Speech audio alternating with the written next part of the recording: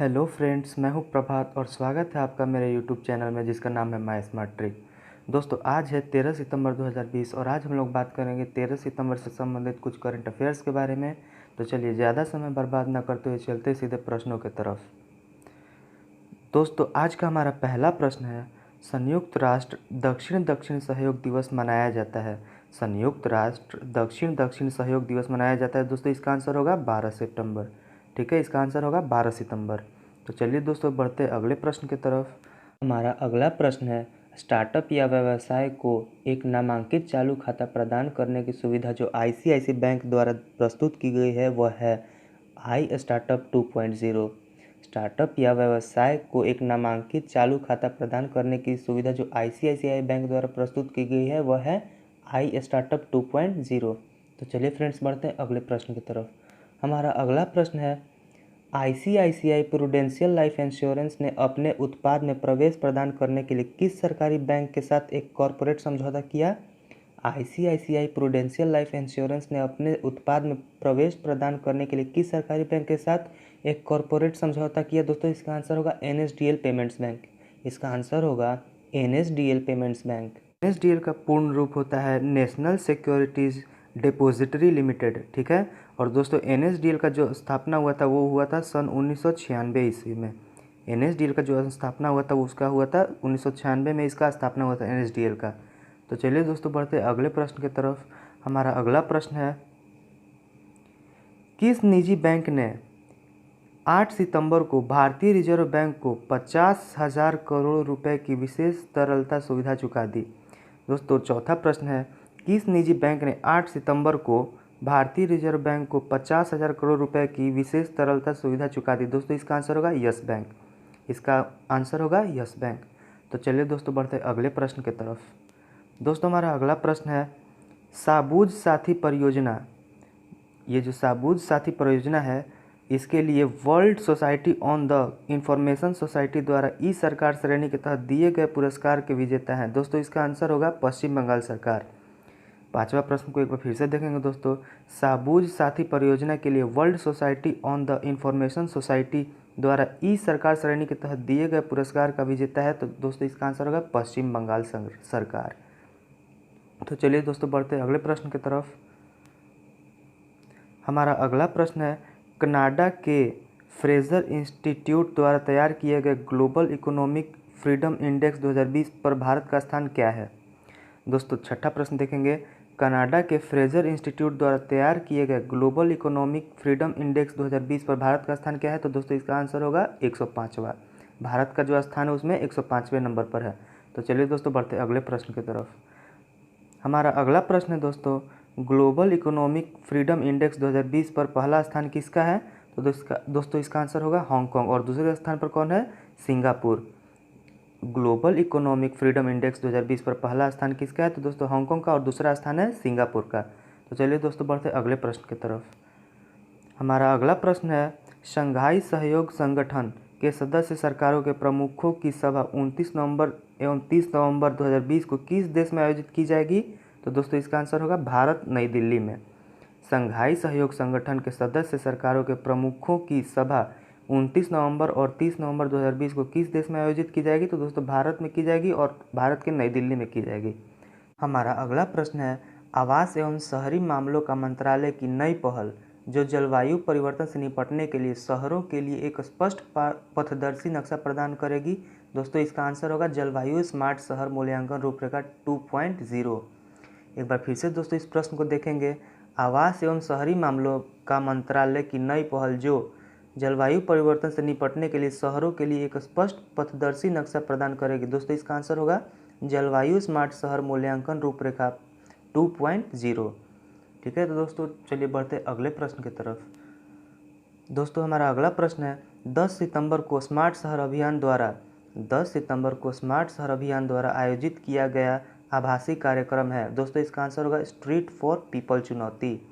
10 सितंबर को स्मार्ट शहर अभियान द्वारा आयोजित किया गया आभासी कार्यक्रम है। दोस्तों, इसका आंसर होगा स्ट्रीट फॉर पीपल चुनौती।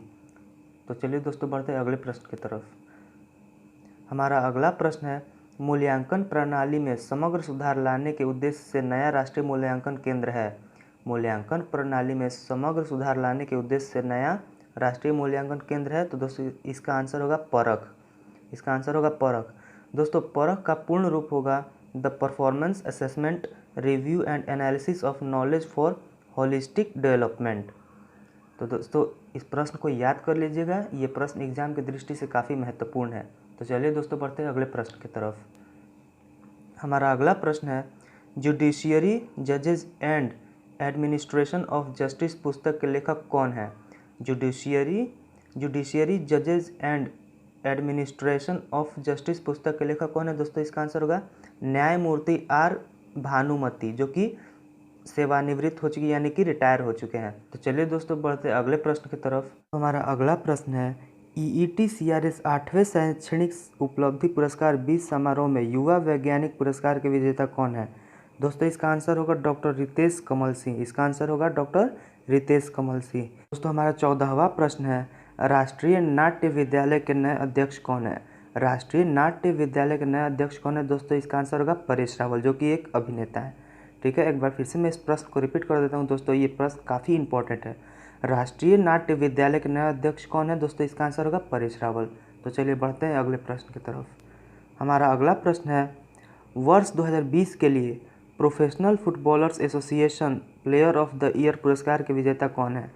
वर्ष 2020 के लिए professional footballers association player of the year पुरस्कार के विजेता कौन है? दोस्तों इसका आंसर होगा केवी डी ब्रुने, जो कि पुरुष हैं, और बेथानी, इंग्लैंड की महिला। ये दोनों खिलाड़ी इंग्लैंड के हैं और ये दोनों प्लेयर ऑफ द ईयर पुरस्कार के विजेता हैं। तो चलिए फ्रेंड्स बढ़ते अगले प्रश्न की तरफ।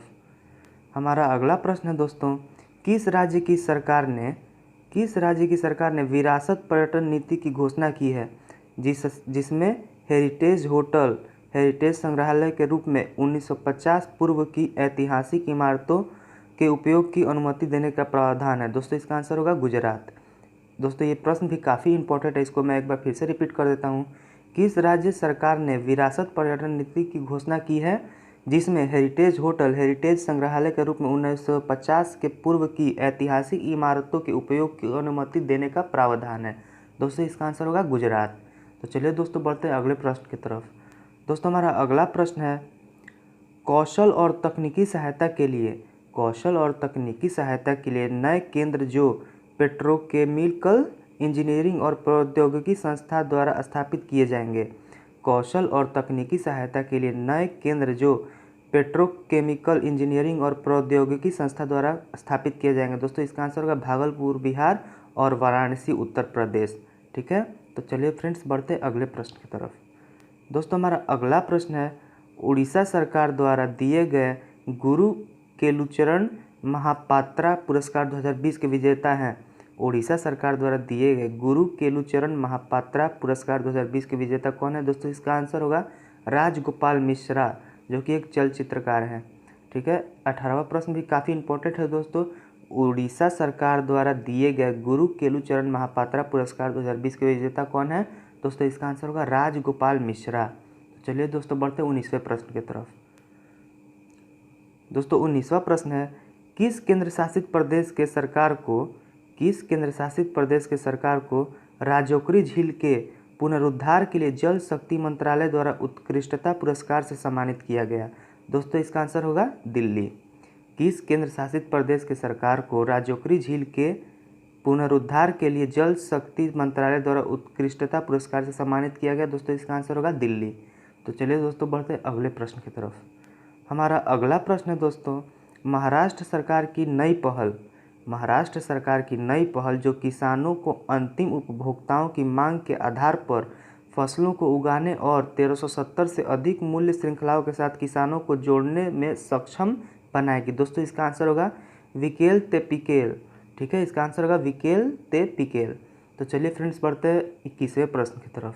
21वां प्रश्न है, किस संस्था के शोधकर्ताओं ने ऊर्जा भंडारण में उपयोग के लिए पारंपरिक लिथियम आयन और लेड एसिड बैटरी का एक विकल्प के रूप में स्वदेशी किलोवाट माप पर वैनेडियम रेडॉक्स फ्लो बैटरी विकसित की है? दोस्तों इसका आंसर होगा भारतीय प्रौद्योगिकी संस्था मद्रास। ठीक है, एक बार फिर से मैं इस प्रश्न को रिपीट कर देता हूं दोस्तों, किस संस्था के शोधकर्ताओं ने ऊर्जा भंडारण में उपयोग के लिए पारंपरिक लिथियम आयन और लेड एसिड बैटरी का एक विकल्प के रूप में स्वदेशी किलोवाट माप पर वैनेडियम रेडॉक्स फ्लो बैटरी विकसित की है। दोस्तों इसका आंसर होगा भारतीय प्रौद्योगिकी संस्था मद्रास द्वारा। तो आज की वीडियो में बस इतना ही। उम्मीद करता हूँ आपको वीडियो काफ़ी पसंद आई होगी। अगर आपको वीडियो पसंद आई है तो प्लीज़ मेरे चैनल को सब्सक्राइब करें, वीडियो को लाइक करें और बगल में बेल आइकन को प्रेस करें। धन्यवाद।